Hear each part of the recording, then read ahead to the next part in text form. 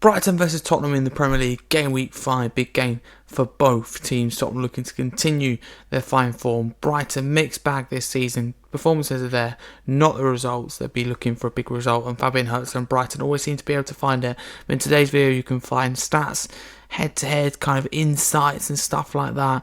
Predicted lineup, preferable lineup, score prediction, everything to do with this game. So stay tuned to the end. Keen to get you involved too.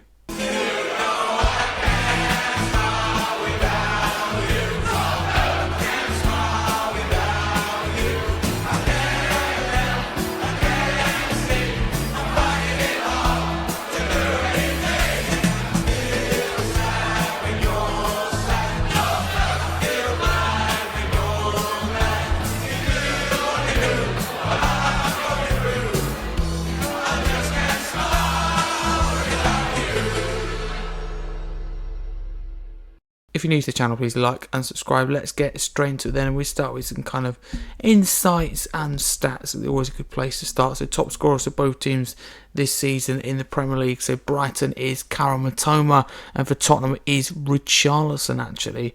So Brighton's Matoma has got 1 goal and 1 assist so far in 4 matches. Richarlison for Tottenham's got 2 goals and 1 assist. That is better.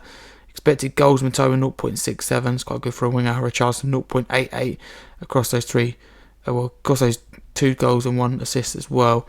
So Brighton have scored 10 goals in the last 5 matches and have been awarded the most penalties this season for 3. So something to watch out for Tottenham. Brighton Hove Albion have won the previous 2 matches against Tottenham Hotspur, so home and away. Tottenham have scored 9 goals in the last 5 matches. Vicario is ranked first in saves per match in the competition, 4.3. Christian Romero has created the most big chances for Tottenham, 1.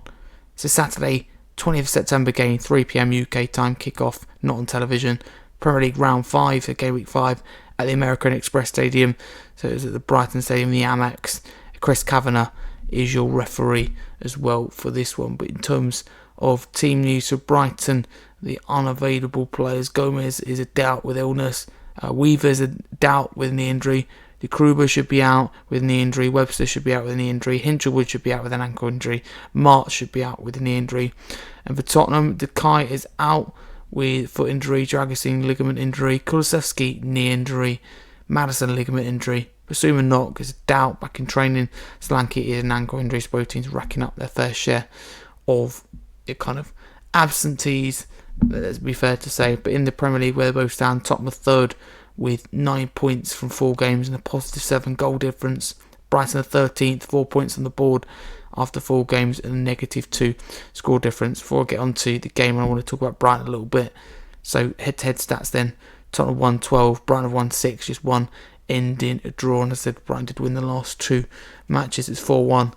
And Andrew Postecoglou's last game, the end of last season at the Tottenham Hotspur Stadium, they also won 3-2. Remember, Tottenham 2-0 up, absolutely cruising, but did throw it away completely at the end.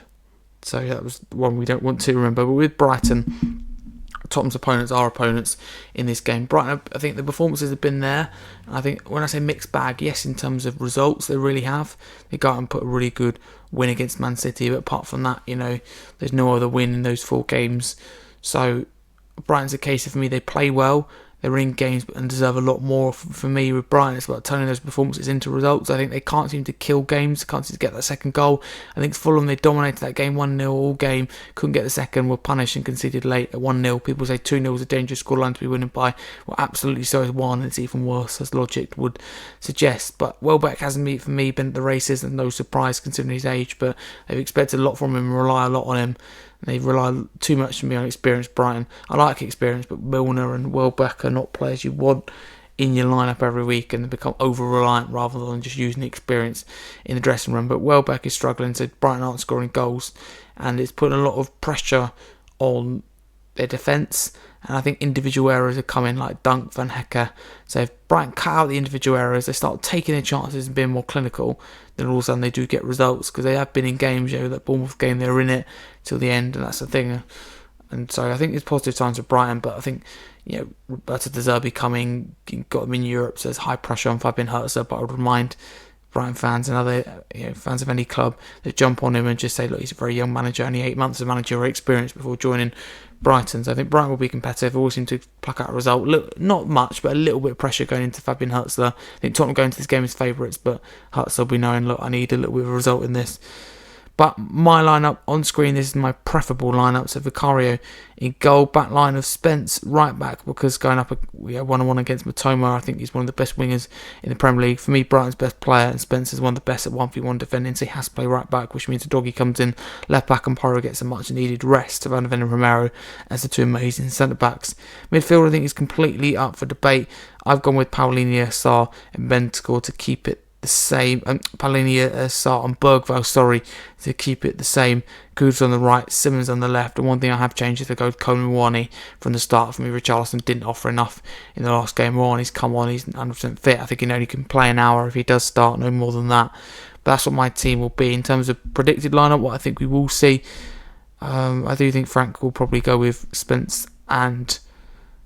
yeah, I think he will. I think he go with Spence and Doggy and be bold with that one. But where I think he will change, I think it might be like Bentancur for one of... I don't know. I think it might be Bentancur for Paulinho. I think that's what he might do.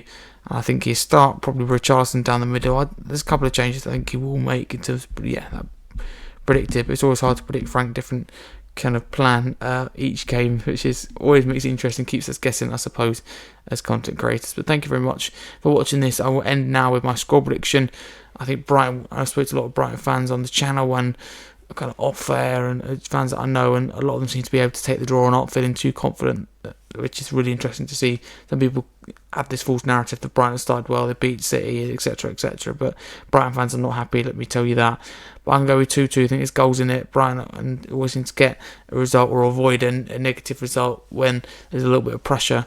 And it's the same with Potter, same with the Zerbi in particular, with Hurtzler, who's young. I think when he gets his ideas across, he'll be very good. And Brighton on their day can beat anyone, but yeah, Brighton fans will be hoping this game that Milner doesn't start. Baleba as well is a big thing, whether he's available or not, because it has been the same since his links to Man United this summer. Maybe distract him a little bit. But thank you very much for watching this video. Get your score prediction in the comments below, your predicted lineup in the low, preferable lineup, you name it, anything you heard in today's video. But hope you enjoyed, and a massive come on you Spurs.